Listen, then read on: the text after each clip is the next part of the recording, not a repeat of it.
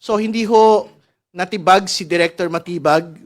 Ngayon pong araw na ito, I'm quite certain bukas hindi po siya matitibag.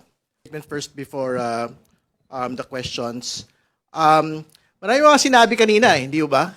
At una sa lahat, ang hindi natin na maintindihan po rito, yung po nga pinagsasabi ng depensa na chismis lang po ang ilan sa mga bagay na inilahad ni Director Matibag.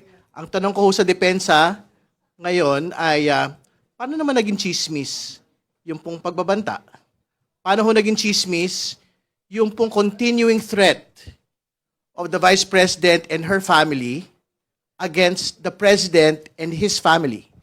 Hindi ba? Paano naging chismis yung pong meron pong open, active investigation ang NBI itself, led by the Director himself, para tukuyin po yung persons of interest. So hindi ho chismis yun. Aktual na investigasyon po ito, mga kaibigan. So hindi ho natibag si Director Matibag. Ngayon pong araw na ito, I'm quite certain bukas hindi po siya matitibag. At I think we also take exception to the manner by which a question was posed relating to testing the credibility of Director Matibag doon po sa pagtatanong patungkol sa kanyang asawa, si Congresswoman Ann Matibag. Nakakatuwa kasi ang totoo, hindi ho kailangan magpaalam ni Congresswoman Matibag sa mga kanyang desisyon bilang kinatawan, elected na kinatawan ng isang distrito ng Laguna.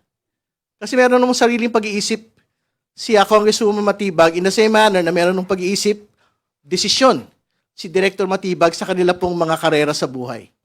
So we find that there is no relevancy in testing the credibility relating to that particular point. No? So I think that needs to be stated, and we're opening ourselves to